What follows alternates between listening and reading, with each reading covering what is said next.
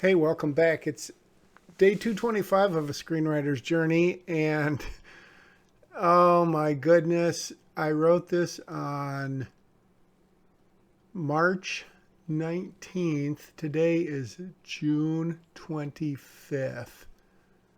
Oh, 2 months and a week up. So March 20th, 2 months and a week. April, May, June. May, 3 months. Oh my gosh. Oh, I'm so far behind. Let me just explain why, because I know you're dying to hear. I have been writing quite a bit, not getting, well, I won't say not getting a long ways, but writing a lot. I've been reviewing scripts, sort of like I did a year ago, that kind of got me started in this idea of going on the journey online and taking you with me. But I'm way behind, obviously. I don't know how many days I have under my belt, but I just hope that I just can't. I bet I've got 30 of these that I need to do to catch up, which I'm sure I never will, but I may have more than that. I may have 60. That's crazy. All right. Let's try to get back into it. Hogan, well, it's almost pointless to go into the details knowing that things may change. So I should probably be more philosophic, or I don't know what. But because obviously I keep going over the same thing over and over. I think I make little improvements. In more recent days, I've gotten some input, some feedback. So that's gone into my more recent writing, but this is mid-March-ish. And so let's just kind of see what happens. So Hogan has been found by, or Holly has been found by Hogan. And so I'm trying to get into some of Hogan's backstory here, which, it's a military thing. In the way previous version, it all came out differently and later. And so here I'm trying to work it in. I don't think this is virgin writing, although it kind of seems like some of it is. I have that 15 kills Jesus, no only bad guys. Excuse me. Always good for a laugh. Thank you, Jesus. Thank you, Jesus. Wasn't big on ear protection. I'm just reading this stuff, and sadly, let me figure that again. March, April, May, June. Yep, 3 months and a week. Oh, Lord, I've never been anywhere near this far behind. I blame it on society. So Holly and Hogan are going off after the helicopter. If that still, it would be, I'm just wandering. My mind is completely wandering. I'm just thinking it'd be really not easy. It would be interesting for me to skip way ahead and record like the voiceover of what I just did this morning. And I wonder if that would be more helpful or less helpful to my growing viewership of like averaging 2 views for all of these. And I don't know I'm sure people are just clicking on these and not watching them. But if you happen to be someone who has watched more than a half dozen, it's very much appreciated. My sponsors really appreciate it too.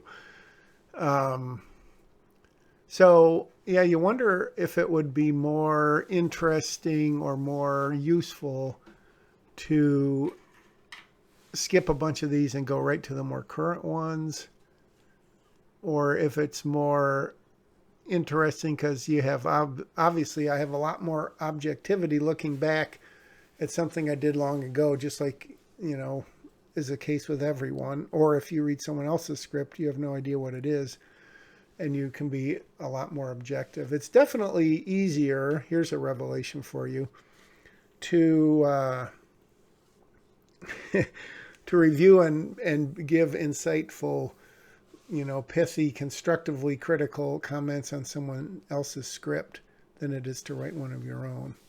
I'm probably the first one who's ever said that. I just realized I need to do some 3D printing here. I did a scorpion a while back and one of the legs came off or disappeared, and I have to fix that.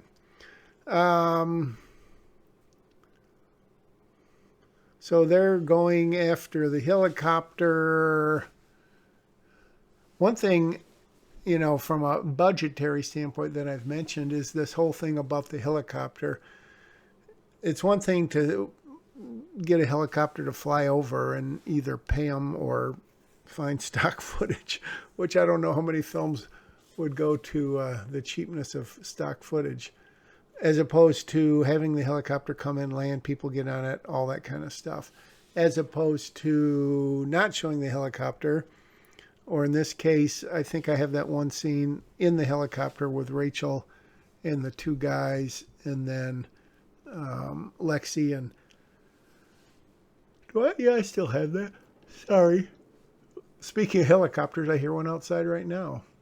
We had a little jubilee in town this past week, and today there were 4 airplanes flying in formation over our parade.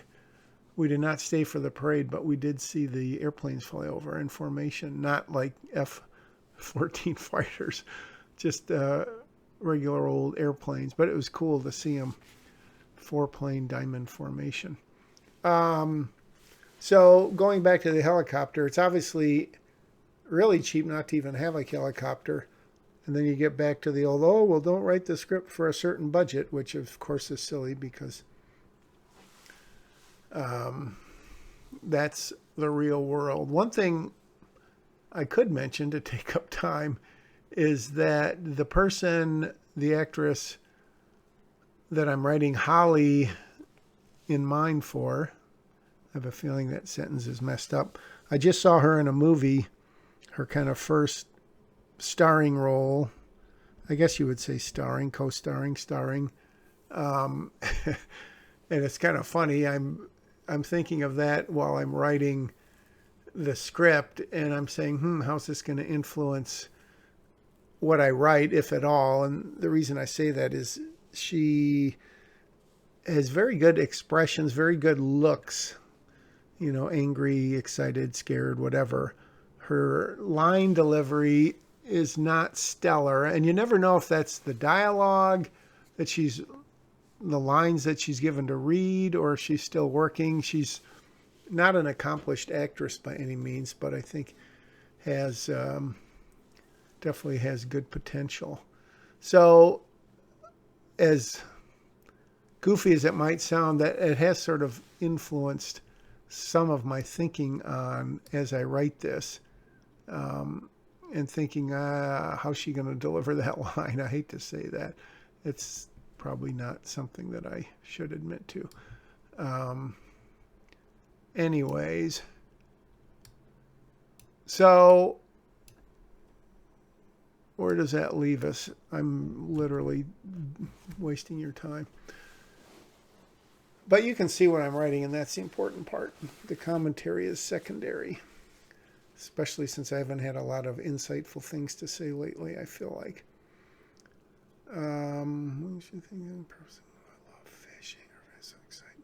So we're learning a little about Hogan's backstory while he's, they're trying to figure out where they may have landed the plane, or that maybe either where the helicopter took off from, or where they took Lexi and what's his name, Jake, to, what are they going to do with them? And I'm really thinking there needs to be a little bit more immediacy. There's the old ticking clock when we know that literally the bomb is going off in a certain amount of minutes, which is kind of the nice part about James Bond, is that so often there is literally a ticking clock, and it's not really too contrived because that's what you expect, but it gives you that deadline, whether it's 30 minutes or 2 days or whatever.